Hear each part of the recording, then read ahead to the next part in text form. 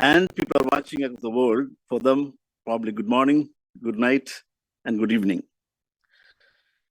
I'm illustrating a success story of a very, very economically and socially challenged people of Kerala, the southern tip of India. It is the story of Jamia Markaz. It is an NGO that created a renaissance and revolution in the field of education by and India and across. The champion of this revolution is none other than Sheikh Abdul bin Ahmed, the Grand Mufti of India, known to the Arab world as Abul Aitam, or father of, in English called father of orphans. So Markaz Knowledge City is built to create advanced education facilities for the orphans and destitutes primarily, higher education. How we build this city amidst havoc created by COVID and resultant financial crisis. This is what my presentation is. And for making the city, the first thing we did, intense research we did, digging out the ancient wisdom of sustainability.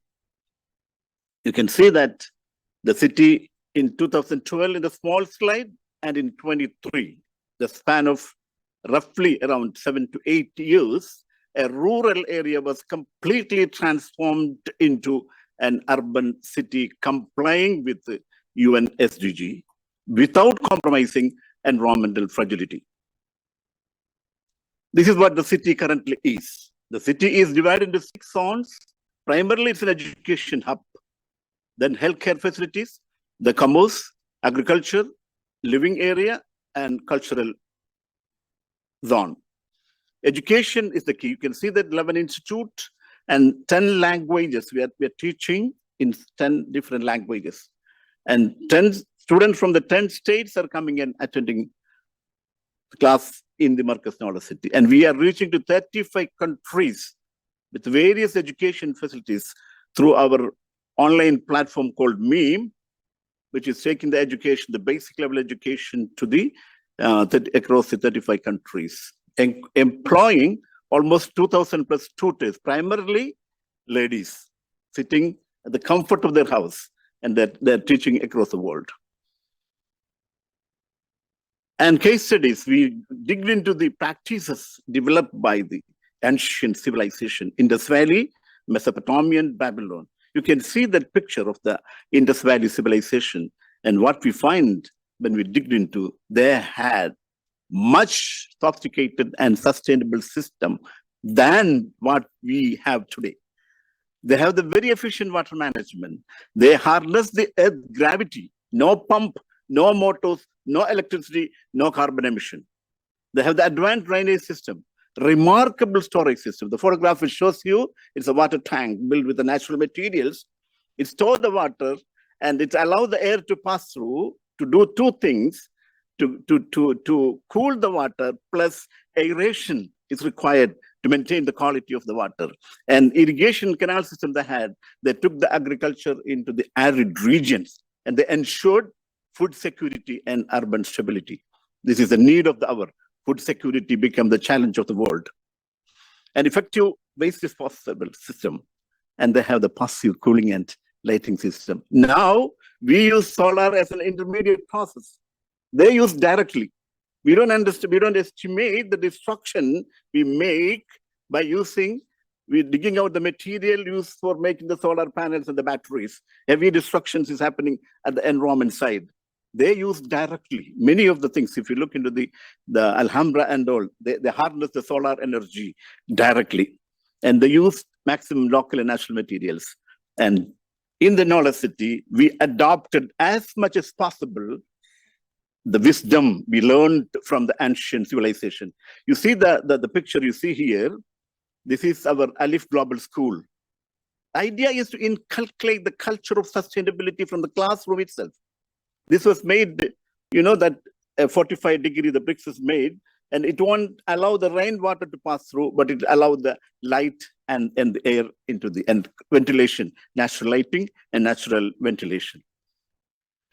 You see, We use the local and natural material. This is our world-class wellness center. I request everybody to come and enjoy our wellness center, which is, you see the reception itself. We kept the tiles made from the clay available in the city, and we were courageous enough to portray that in front of the reception and telling to the world that we mean the sustainability.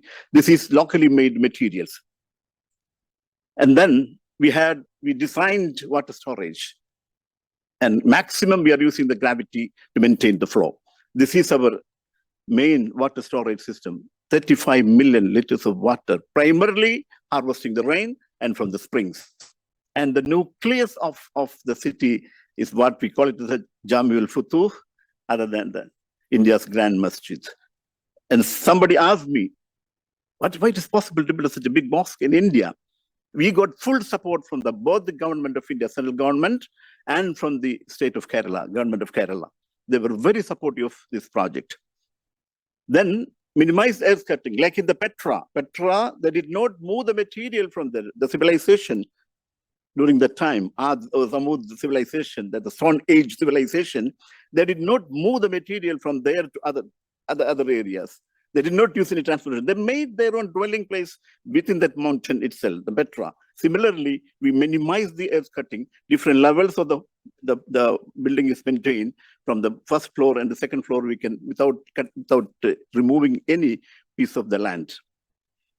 Then the best in the lot is we have the sewage treatment plant, toxic free. 75% of the water is recycled and reused without any chemicals. And we fed this into the ponds created for storing this water, where we are growing edible fishes to prove that there is no chemical or toxic chemicals in it.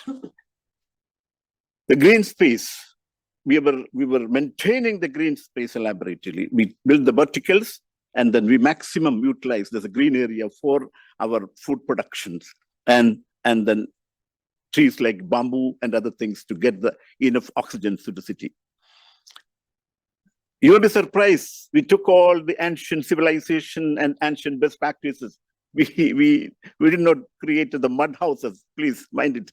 We adopted the ancient wisdom, implemented as much as possible, and then we integrated technology into it to make city smart.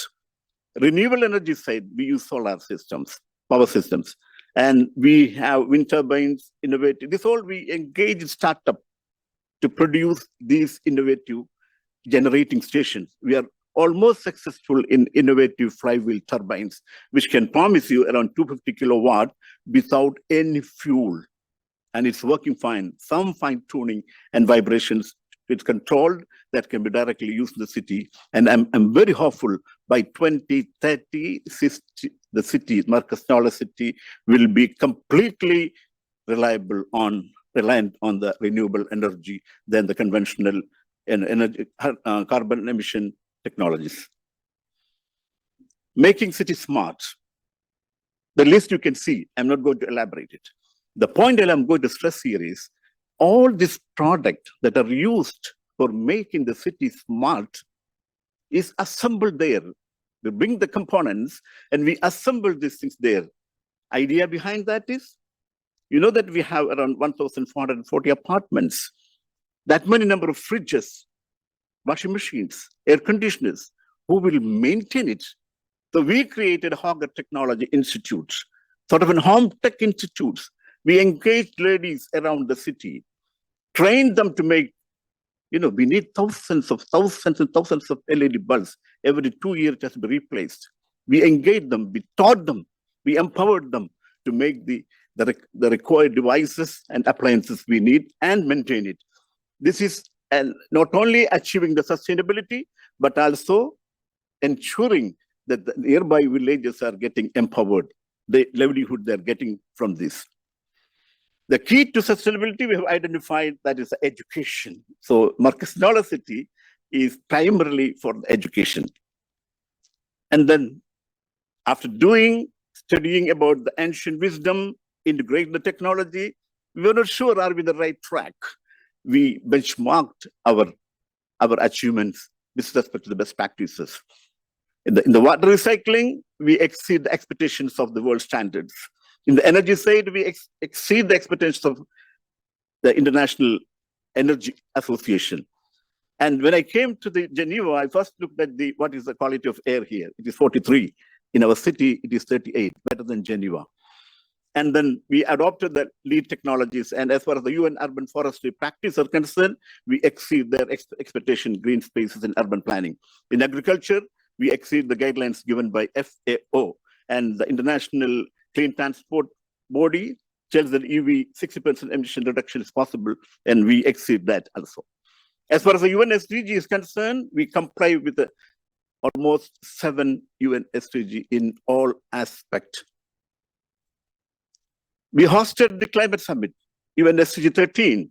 You see the MD of Markaz City in the picture. I would say he is a champion of sustainable practice and development. He insists no incinerator, no cutting of the trees. Water should be used minimally. No light should be on after 10 o'clock.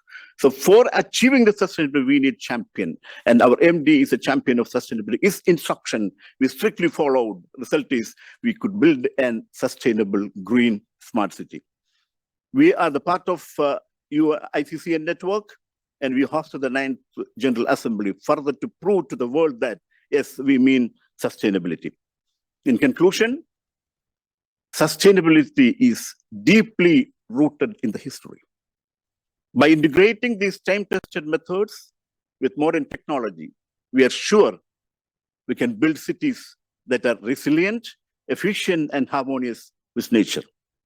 A rural area, one of the things which I want to stress here, many emerging economies, people are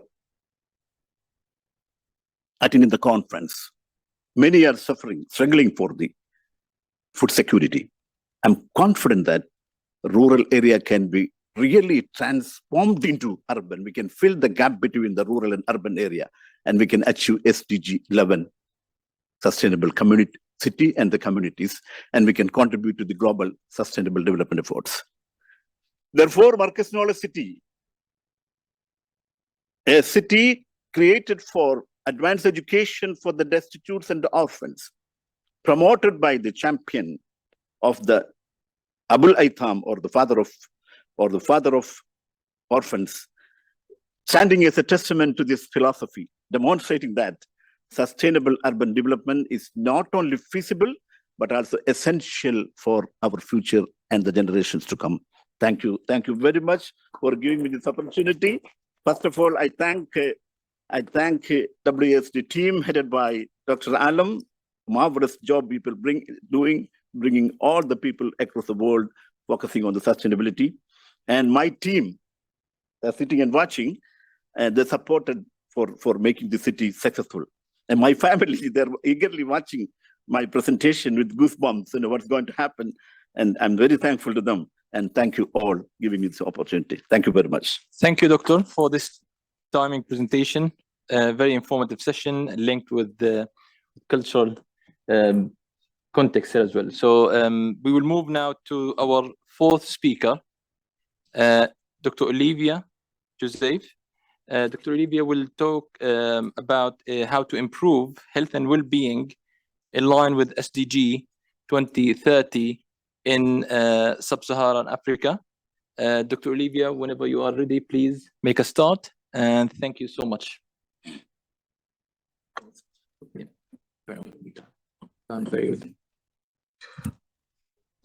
Good morning, good afternoon, evening, and good night. Just like my other colleague have said, it's a pleasure